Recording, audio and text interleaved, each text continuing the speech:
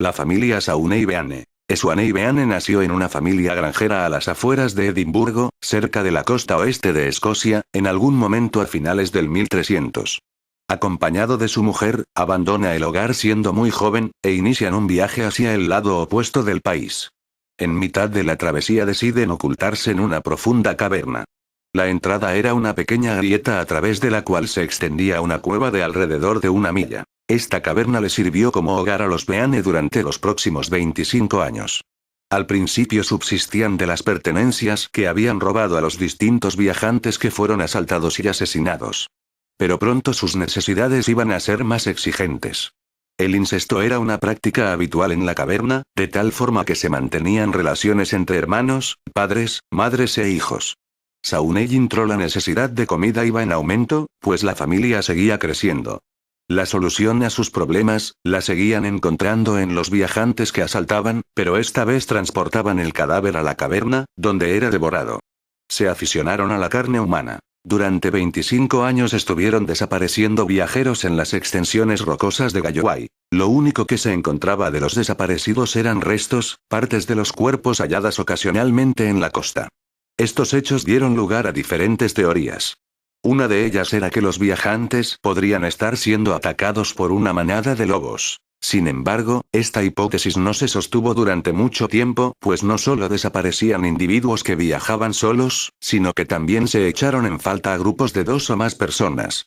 Otra explicación, era más descabellada. Podría ser que los terrenos rocosos estuvieran habitados por hombres lobo o demonios. Una tarde, un grupo de 30 personas regresaban a casa tras haber pasado el día fuera, cuando escucharon unos gritos delante de ellos.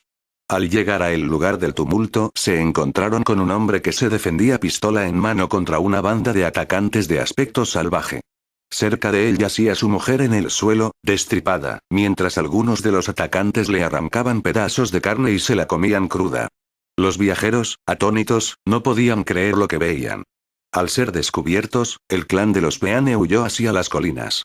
Ya existían pruebas sobre las misteriosas desapariciones. La persona que aportó el testimonio sobre lo ocurrido fue el marido superviviente del ataque. La historia llegó a oídos del rey, el cual decidió tomar serias medidas. Envió a 400 soldados acompañados de perros de caza a la zona. Los perros hallaron rápidamente la entrada de la caverna, el fuerte olor a carne les facilitó la búsqueda. Los soldados penetraron en la cueva siguiendo el pasadizo en forma de zigzag hasta llegar al hogar de los Beane. Allí encontraron a 48 personas. Beane y su mujer, sus 14 hijos y 32 jóvenes, fruto de los continuos incestos entre todos ellos. El lugar estaba lleno de brazos, piernas y demás miembros, amontonados unos sobre otros. Algunos trozos de carne habían sido salados, con intención de conservarlos para los siguientes meses. Tras ser descubiertos, el rey los calificó como bestias salvajes no merecedoras de juicio alguno. Tanto Swanei como los 36 hombres del clan fueron torturados y desmembrados en público. Todo el proceso fue contemplado por las mujeres de la familia, a quienes les esperaba la hoguera. Pasando a otra historia. Dominique Cotres. La infanticida francesa. Sin duda es la mujer que ha logrado poner los pelos de punta a todas y cada una de las madres y padres de Francia. Una ama de casa que de pronto salta a las noticias por unos sucesos horrendos. El horror comenzó a destaparse el pasado sábado 24 de julio del 2010. Parecía una apacible mañana de jardinería en una vivienda unifamiliar de la localidad francesa de Villers-Sous-Tertre. Una pareja que acababa de comprar el chalet se disponía a plantar un árbol cerca del porche. Bastaron varios golpes de azada para toparse con 2 bolsas de plástico con los restos de otros tantos bebés en su interior. Superado el espanto inicial, los nuevos propietarios acertaron con marcar los números que pronto llevaron hasta el lugar a varias patrullas policiales. El terror solo había dado sus primeros pasos. Las sospechas iniciales apuntaron hacia los anteriores dueños del inmueble. Perteneció a un matrimonio de ancianos fallecidos hace varios años. Pero la pista era la buena y pronto se llegó hasta la heredera, Dominique Cotres. Vivía cerca, a escasamente 1 kilómetro. En su casa se presentaron los agentes encargados de la investigación el mismo día y allí se toparon con lo que puede constituir el mayor infanticidio de la historia de Francia. La mujer de 47 años confesó que los cadáveres hallados en la antigua propiedad de sus padres pertenecían a 2 de sus hijos. Y fue aún más explícita. Había otros 6 bebés enterrados entre el prado y el garaje de su propio hogar. En los siguientes días perros entrenados para realizar búsquedas subterráneas localizaron los cadáveres, también minuciosamente envueltos en bolsas de nylon. Cotres dejó caer aún un dato más para agrandar el macabro descubrimiento. Quizás haya otros 4 más, porque con el tiempo perdió la cuenta. Dominique. Esta enfermera tampoco puso reparos para confesar la motivación que le llevó a deshacerse de los hijos que habían nacido entre 1989 y 2006 en el seno de su matrimonio con Pierre-Marie Cotres, carpintero y concejal del pintoresco municipio. Una vez detenida el martes lo explicó todo ante el fiscal de Douai, Eric Vaillant. Al parecer, sus 2 primeros partos, de los que nacieron 2 hijas hoy veinteañeras que ya la han hecho abuela, fueron traumáticos. Ello le llevó a negarse a pasar de nuevo por la experiencia de criar niños y a acabar con sus siguientes descendientes nada más alumbrarlos. Asfixió a todos. Preguntada por qué no acudió a los médicos para evitar quedar embarazada, su respuesta fue contundente. No creía en ellos. No le ayudaron en su sufrimiento en los partos que sí decidió soportar. Dominique Cotres se enfrenta a 8 cargos de homicidio voluntario de menores de 15 años y lo normal es que sobre ella recaiga una condena de cadena perpetua, según informó ayer el fiscal, siempre y cuando los análisis psiquiátricos determinen que era consciente y responsable de sus actos.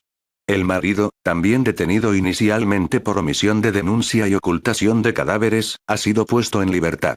La infanticida sostiene que él desconocía los crímenes e incluso sus embarazos.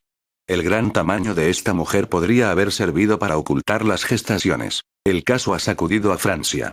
Pero sobre todo a los habitantes de Villers-Sous-Tertre, una pequeña comuna campestre de 620 habitantes, una docena menos de los que hubiera tenido sin la pavorosa actuación de Dominique.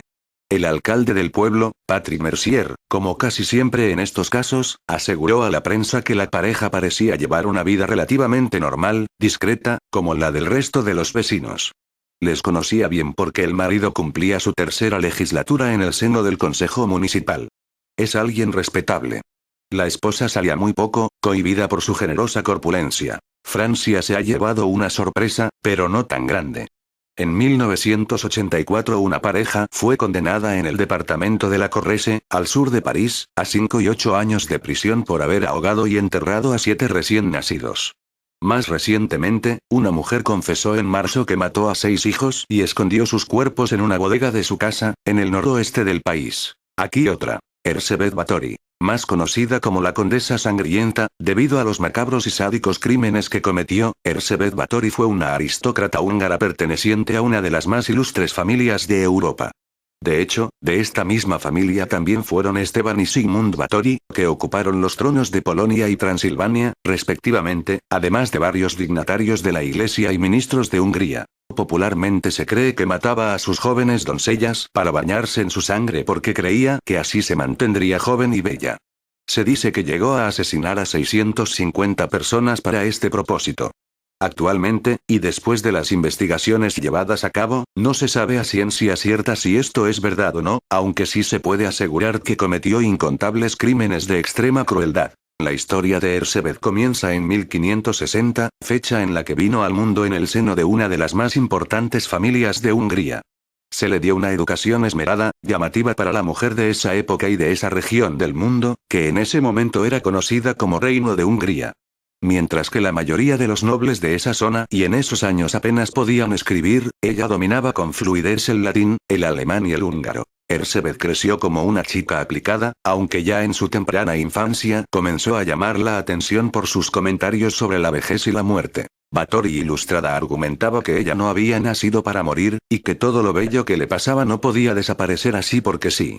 Tal vez en ese pensamiento se encuentre una de las claves que la llevaron a convertirse en la asesina más sanguinaria de la historia. A la edad en que la mayoría de las muchachas descubren el amor y la belleza en el sexo opuesto, ella manifestó atracción por otras chicas y, especialmente, por su sangre. En sus 15 años, Erzsébet fue casada obligatoriamente, como se acostumbra entre los nobles de esa época, con otro hijo de familia aristocrática húngara llamado Ferenc Nadasdy. Ferenc era un hombre acostumbrado a domar caballos salvajes y lidiar con situaciones de peligro, pero nunca consiguió que Erzsébet demostrara sumisión frente a sus deseos.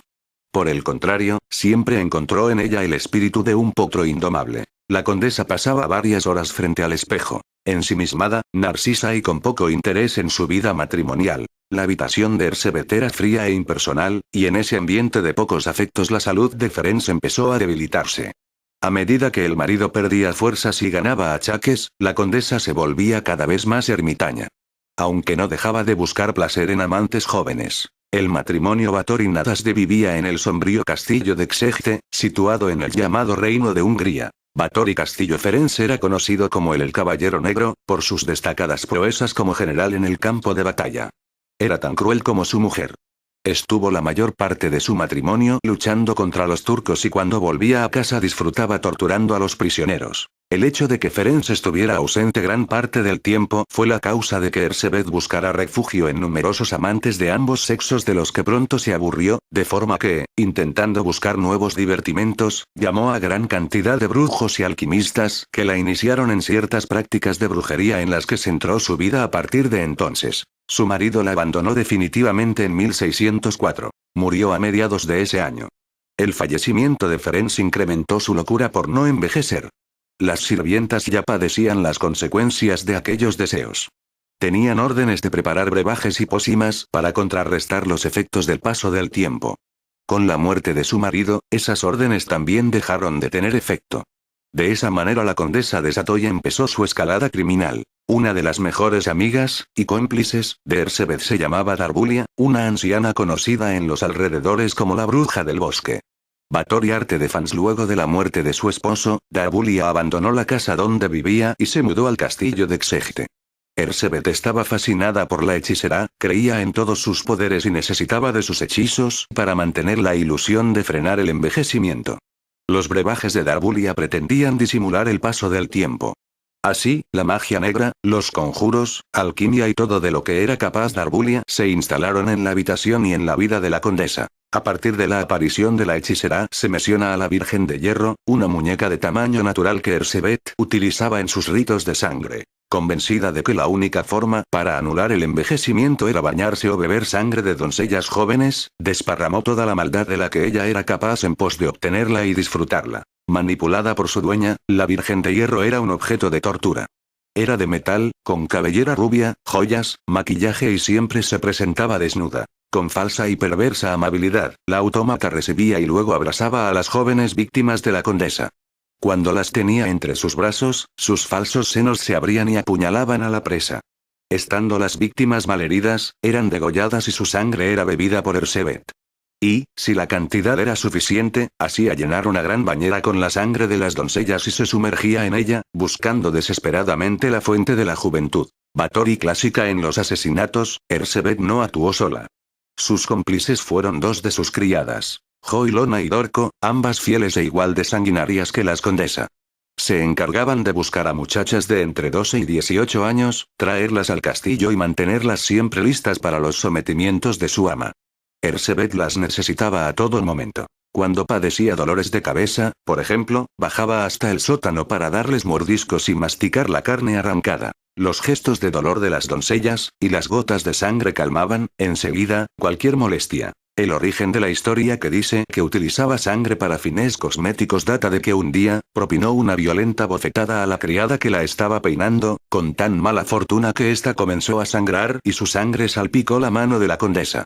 Convencida de que el trozo de piel donde había caído la sangre se veía más lozano, proyectó tomar baños de sangre humana para mantener su juventud y belleza eternamente. Ersebet no solo bebía la sangre de infortunadas muchachas, también las envolvía en orgías indescriptibles. Padecían los peores tormentos. Si hablaban mucho, ella misma les cosía la boca. Para la gente del pueblo, las chicas que iban al castillo lo hacían en calidad de empleadas.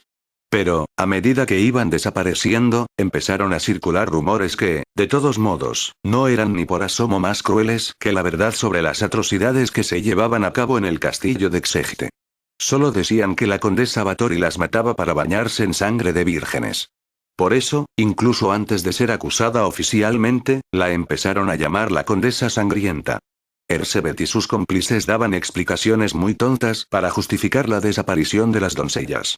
Argumentaban que habían tropezado, que una rara enfermedad las había matado sorpresivamente, que un animal las había devorado en el bosque, etc. Más tarde que temprano, acusaron a la condesa. No por simple acto de justicia, sino porque, no conforme con las campesinas, empezó a reclutar a las hijas de personas adineradas de la zona. Fue el colmo para la sociedad de esa época. Así, su abominable imperio empezó a sentir los primeros tambaleos. Ersebet fue llevada a tribunales, en donde 20 jueces varones la interrogaron por sus crímenes. Fue condenada, pero no a morir, sino a padecer un encierro perpetuo en su propio castillo. Por órdenes judiciales tapiaron ventanas y puertas del castillo, especialmente las de su aposento. Solo se mantuvo un pequeño orificio por el cual se le suministraría escaso alimento y agua. Báthory Torre, II así vivió durante casi 3 años. El 21 de agosto de 1614 murió sin mostrar muestras de arrepentimiento. Tenía 54 años, y las arrugas que tanto odiaba la recubrían por completo. Su rostro, que siempre había mostrado una fría serenidad, estaba terso, sí, pero no por haber encontrado la fuente de la juventud, sino por el frío insoportable que padeció confinada entre las paredes de su habitación. Según el conteo oficial de víctimas, las doncellas que murieron de peor forma fueron 610, aunque se estima que el número total de mujeres asesinadas por Ersebet alcanzó los 650.